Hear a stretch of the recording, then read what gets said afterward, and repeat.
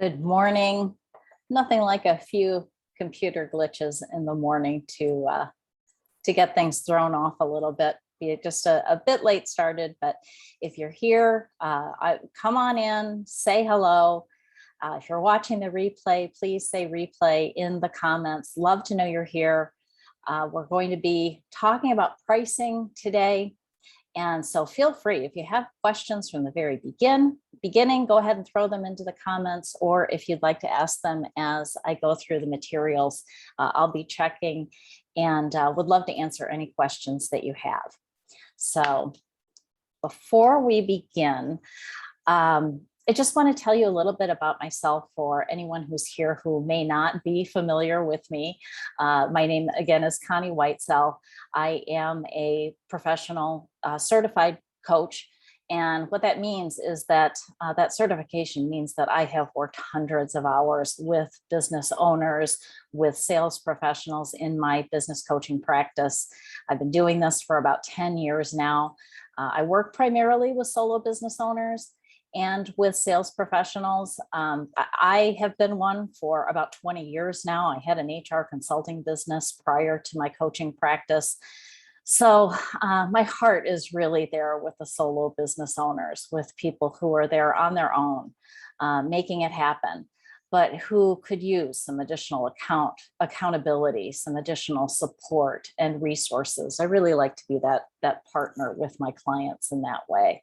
So that's why I'm here, because mainly one aspect of the whole coaching process of business that comes up on a quite frequent basis with my clients is with regard to pricing. So for startups, figuring out, wow, what should I charge? For people who have been in business for a while, are they charging enough? Occasionally, are they charging too much? What do I charge so I don't scare anyone away? Or maybe somebody tells me I should be charging 5 to 10 times what I am right now. What do I do in that situation? Those are just some examples of some questions that come up. And I'm curious too, if you have some, if you hear some or have some about your pricing, please go ahead and put them in the comments. I'm just going to check here. And there we go. Just wanted to make sure this was going live and there was a bit of a delay. Colleen, yes, I'm so glad that you're here. I'm glad you found me too. I'm sure it wasn't your fault. I started just a bit later than anticipated this morning. So anyway, continuing with the pricing, I did decide after I had put this up that I really wanted to focus on service-based businesses for this program. And the reason for that is because most of the people that expressed interest in the program had service-based businesses. And so I really wanted to give that a little bit of focus. If you are watching this and you do have a product-based business, I think you're still going to get quite a bit out of the program. So please stick with me and feel free to ask questions. But if you have a service-based business, this is really going to be targeted to you. So, and as I mentioned, just taking a look at who was interested in the program, I looked at your businesses too, because I wanted to be able to tailor this a little bit to the businesses of the people who I thought would be watching. So I'll do my best there. But again, come on in, say hello, and let me know what questions you might have related to your pricing in your business. So got a bit of a slideshow to go over with you so you have something to refer back to.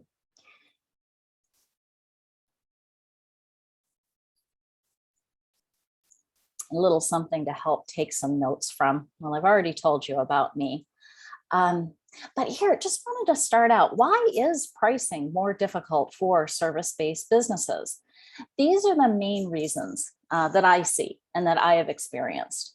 First of all, there is no one-size-fits-all formula. Often, if you have a product-based business, there is a formula that you can apply. You can figure out those cost of goods sold, add a percentage, and you're all set. Expenses for service-based businesses tend to be more subjective. a little bit harder to pin down. And likewise, this third item here, so your target profit margin is often a bit more elusive because there is not that specific formula that you can apply. So figuring that out can take a little bit of time, and there are some intangibles involved there, like like your time, the value of what you provide, and all of those do need to be accounted for in a service business's pricing. So my goal for today, I'd like for you to walk away with a clear method for determining your right pricing. And I mean that specific for you. For every individual, for every business, it can be slightly different. So I want you to be able to feel clear in how to figure that out for yourself and really have confidence in your pricing going forward. So what we're going to be covering today, I'm going to be talking about different pricing models, different considerations that you should take into account. We'll talk a little bit about multi-level pricing structures that can help address different needs of your client base, setting up your prices when you're starting up, and also adjusting prices as you move forward in your work. All right, there are basically 3 C's of pricing.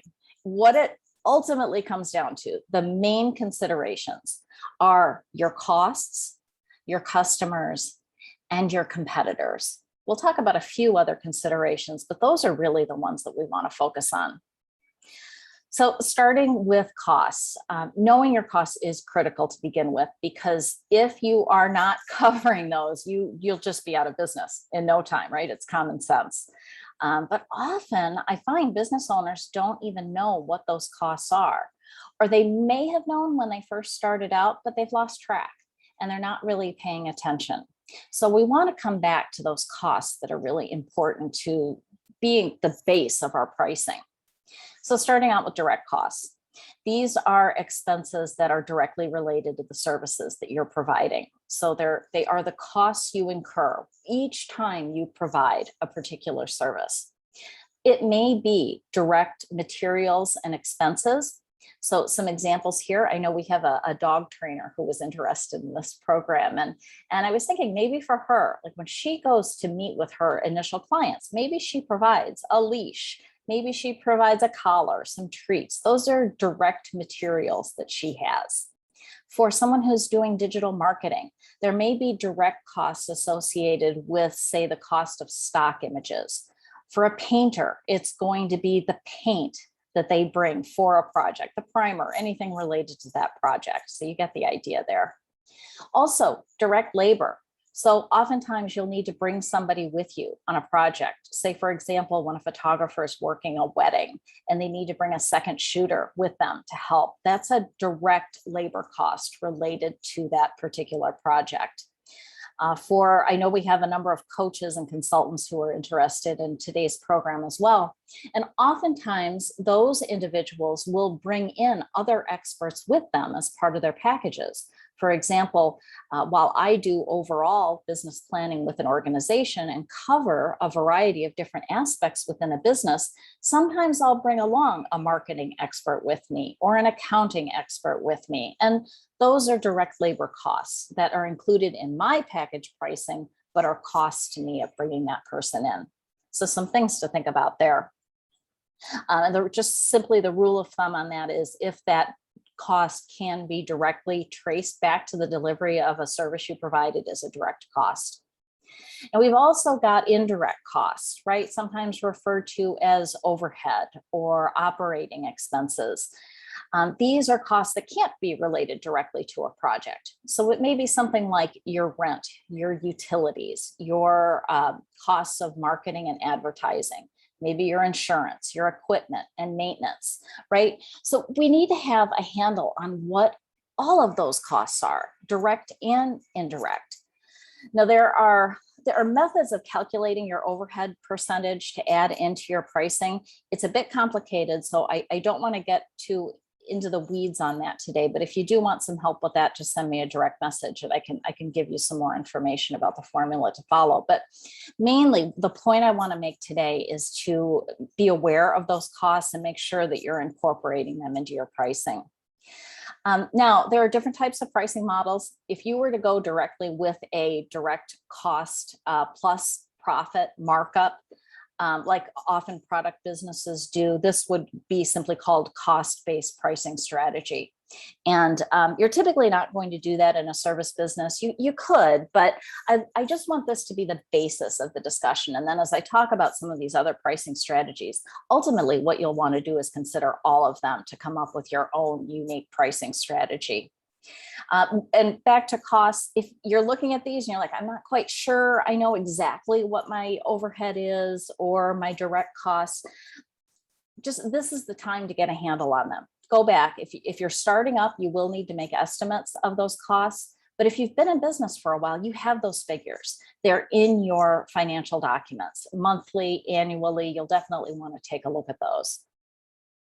Again, if you have any questions as I'm going through here, please just go ahead and pop them into the comments. I'll try to keep an eye out over here on them. All right, so the next big consideration, that second C, is your customer, your client, right? I mean, we need to know how our customers and clients value us. So that starts with very clear identification of your ideal audience. I mean, that is absolutely critical. And I know as small business owners, this has probably just been knocked into you ad nauseum, knowing your niche, knowing who your target market is. But oftentimes people haven't really done the work that's involved with that. So I want to make sure that you are really clear on that.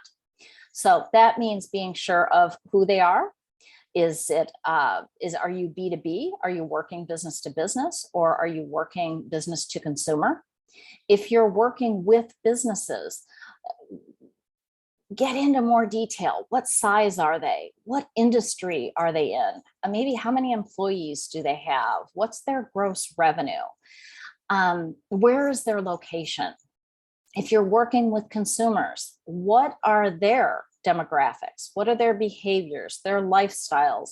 Where do they live? What do they do? What is their income, gender, age, family status? And again, if you're not clear on either of those, whether it's business or consumer, make sure that you don't go any further in determining your prices, because you really need to know who your clients are. And an example of this, I recently started working with an interior designer. Now, she's based out of a very wealthy suburb of Los Angeles. And I feel pretty confident that her pricing is going to be significantly higher than, say, an interior designer working in, say, Peoria, Illinois, or Sacramento, California, or where the location itself just and the type of client does not demand the prices, or can't receive the prices that she might be able to in Los Angeles. So all of those factors are really important, starting out with a clear identification of the ideal audience. But then secondly, once you figure that out, all right, here's the next tricky determination. What is that ideal customer or client willing to pay? And that's where market research is so important. This is an area that I see a lot of people shying away from, and there really isn't any need to be. People want to share their opinions. So it's really important to do the research. So some items that I've mentioned here, talk to people. You probably have very trusted clients, maybe they're past clients, maybe they're current clients or potential clients. That's one thing. When I first started, I've been coaching for 10 years, but when I determined that my ideal market was here in Buffalo, I talked to my ideal clients to find out. I'm not from here. I didn't really have a feel for what people were comfortable with in terms of coaching fees. So I asked. I also asked people who make up really good referral partners for me, right? Corporate attorneys, business insurance agents. So think about that for your business. Who can you ask about your pricing, talking to them about what you do and what they'd be willing to pay?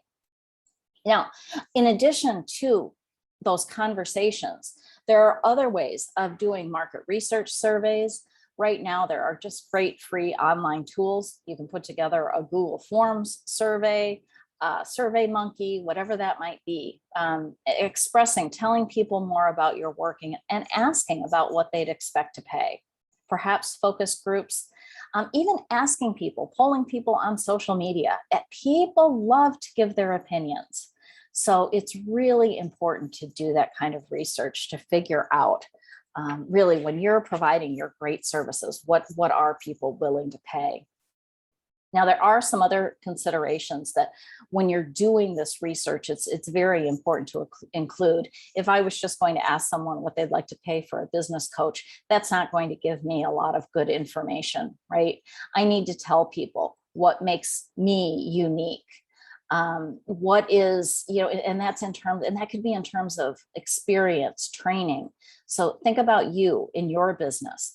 What makes you unique? What makes you special providing this kind of service? I know one of my clients is actually, she is just has this way of connecting with people and making them feel secure and confident. And she comes from a very authentic place. And in her business, she's in the insurance business. Sometimes that's not what you see, but boy, it really makes a difference when you're working with her and thinking about life decisions related to insurance. Also, emphasizing your return on investment, right? This is something, especially with any coaches or consultants who might be watching here. What is the return for your clients in terms of, could be in terms of money, it could be in terms of time. I know I recently gave a presentation and I realized that I hadn't really been focusing on this, but when I went through and I was looking at some case studies of my past clients, it was really interesting because there's a study that we refer to quite a bit as coaches that shows that business coaching typically means that people can achieve their goals 30% faster than without coaching. But when I looked at my actual work with my clients, when we set their plan and they set their goals for a particular time frame, people who were really devoted to the coaching process, who really did what they said they were going to do, they typically achieve those results 50% faster. I mean, that's a really great return on investment. And I bet for you in your business, there's some kind of return on investment that's really important to your customers and clients. So when you're doing that market research, be sure to hone in on that and let people know. Here, I also mentioned intangible returns as well. So for example, like the interior designer that I mentioned, right? When she does a room, think about the feeling that leaves the client with. Maybe it's a feeling of being just so at peace and relaxed. Or maybe if they like to entertain, it's that feeling of pride and joy in having this space that's so great for entertaining. I know in my business, it's scattered to streamlined, right? And there's an effect that the streamlining, especially the kickoff session where we develop the plan, where people walk away feeling a sense of relief because they know on what they need to focus, what they need to do. So those are some of those intangible returns. And I bet there are some with your business as well. So think about those, include those in your research when you're doing your surveys, when you're talking with people about your services and trying to get an idea of what they feel your value is and what they are willing to pay. All right, that third C, we can't forget competitors. I know sometimes people don't like that word. Maybe they like to refer to it as other people who are in your same industry who provide a similar service. This term doesn't bother me. There's enough for everyone out there. But we need to research the other people who are providing our similar services, right? We need to look at what are they offering, especially current information. What do their pricing models look like? Who are their market segments? What are their marketing strategies? What's their experience? What kind of specialized skills do they have? So you can make a pretty direct comparison with them. Have an idea of who else is out there who provides a similar service to what you do. There are all kinds of tools for finding out information about your competitors. I've listed several here. Sometimes people will even provide pricing information right on their websites. There are promotional materials. You take a look at things that come up online with regard to articles, blogs, mentions online. social media, as people are talking about what their offerings are and their pricing. And also, when you're having those discussions, like I mentioned, when you were talking with your ideal clients, oftentimes those people know your competitors. They've talked with other people within your industry, within your sphere, and they're a great source of information. Same thing with potential referral partners. So again, research, research, research. Talk to your vendors. They know your competitors. Find out what are other people doing in your space, especially currently. And I just wanted to check over here because I see there are a few comments and they're not coming up on my computer. So I want to, and they're not going to come up for me here either.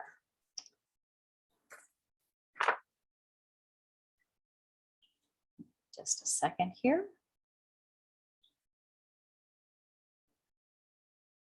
Here we go. Oh, this is better. Okay. Hello, Karina, Cassie, Scott. No, this was not your fault, Scott. This was my fault. I'm having a little computer glitch. Rick, so good to have you here. Okay, so we have, I'm seeing some services here: insurance provider, coach, DJ. Oh, these are great service professions, and where oftentimes you determine your pricing. So, all right, continuing back here, talking about the competitors, and actually moving on, additional factors impacting your pricing. And these, some number of these I mentioned when you're doing your research, but be sure you're really clear on this when you are putting forth your pricing and really considering what you want to offer at what level. Your experience is invaluable. If you've been doing this work for a while, you're much better, I guarantee, than when you started off. Your pricing should reflect that. Your specialized skills. So one thing that I think about when I was putting this together was one of my photographer clients uses this really cool 3D software. And he goes into buildings and he can create this amazing 3D visual of within a building, whether it be a house, but more for commercial space. It is just really neat. And that's a very specialized skill that he provides. So there's additional value included with that just a very basic photographer with basic skills doesn't have. So there's compensation that's deserved here. Licenses, certifications, training. I really feel by having that PCC certification, I know that reflects my experience and my training. That's important, and that supports the pricing that I have. The ROI that I mentioned, any time saved, money that comes more quickly to your clients, those intangibles that I mentioned, how your clients and customers feel. I mean, Rick, when I think about you and you post those videos from being a DJ at these weddings, you can see the joy in people's faces. It's a one-time event. And if you can create that fun, joyful experience, it's so worth something. And I'm sure you've heard plenty of DJs who have not had that effect. And, this is, again, a one-time moment. It's so important, and your pricing should reflect that value. And another thing I wanted to mention too, just in thinking about this in the audience here, we're mainly small business owners. We're mainly solo business owners. Our clients have direct access to us. That's different from working with a larger organization typically. And that's important for our customers, our clients, to have that kind of direct access is worth something when it comes to our pricing. So keep that in mind as well. And again, make sure that when you're doing the customer research that you're discussing these various items. All right, so some pricing structure considerations. Typically with service businesses, we'll find they utilize either an hourly rate or a project-based rate. All right, now sometimes this is driven by the industry. So for example, when working with an attorney, typically there will be an hourly rate that's provided. That's what clients are used to when it comes to hiring an attorney, right? But there are other businesses where project-based makes more sense. So I I saw that there was a roofing person that popped in and liked the live, right? So he's typically not going to price his services on an hourly rate. His is probably going to be more project-based. How much is it going to cost to replace a roof? Same thing perhaps with a photographer. I'm sure you can think of a lot of other businesses, a lawn service maybe, where it makes more sense for it to be project-based. So think about for you in your work, what does it make more sense? How does it make more sense to base your pricing? Now, if you do an hourly rate, usually that's somewhat straightforward. You're going to look at your costs and then all of those other factors that you found from your research that will help you determine a fair profit margin that you'll add on to your costs and come up with your hourly rate. There are different formulas for that, but that's one way of doing it. Project-based, you typically also start with an hourly rate, right? Figure out what that is, your costs, your fair profit margin, what that might look like on an hourly basis, multiply it times an estimate of about how long you think that project will take. And then this is key. Be sure to add 10 to 50% on top of that, because I have yet to find someone who estimates an amount of time where it is accurate or where it isn't. They almost always spend more time than they project. So that's kind of a given. So make sure you put in just a little bit of padding in there to make up for that extra time that you're probably pretty sure to put into a project. Which leads to another consideration. The more experience you have, the more projects that you do, it's really important to track your time so you have a really clear idea of how much time certain projects take, so that as you're recreating them, your estimates are much more accurate and maybe you don't need to worry about that cushion anymore. So these are a couple of considerations to keep in mind. Oftentimes, for certain businesses, it really makes sense to have multi-levels of price offerings. So for a coach, for a consultant, your highest level pricing is likely to be your one-to-one service that you provide. Your mid-level pricing might be a group program that you put together. And maybe your lowest level prices would be some kind of online course or a book or something like that. So you have a little bit for everyone. Which is a way for people to try out your work and then work their way up through your different offerings. So keep that in mind as well. Unique methods of pricing, just a couple that came to mind when I was preparing this. So I thought this was so interesting. The woman I was talking about, who I'm starting to work with, who's the interior designer in the LA area, she said that most of the people who do that work charge a percentage of sales. So when they design a room, they say it's the bathroom, it's the tile, it's whatever that is purchased, or the furniture, whatever that is that's purchased, then they put a percentage, like 25% on top of that is their fee. We were talking about that, but in talking about that further, she also mentioned that she wanted to work on small projects, small rooms. And she likes helping, say, parents whose kids are going off to college and creating a great apartment or a great dorm room for them, something like that. And I saw a real issue there, because what if even if these people are very wealthy, what if when it comes to putting these small rooms together, especially for their students, what if they want to shop at Target? What if they want to shop at Amazon or get the very basic? I mean, she may be paid hardly anything. So in that case, maybe not such a good fit. But if she was doing the big homes and the big buildings where it was very in-depth projects, maybe that pricing does make a little bit more sense. Another unique method of pricing, and I don't know if Danielle is watching this yet or maybe on the recording, but this is the dog trainer. I thought her pricing was really interesting when we first hired her for our dog training. She charges one lifetime fee for the life of a dog. And I tell you, it is not cheap. When you first look at that number, it's a little shocking.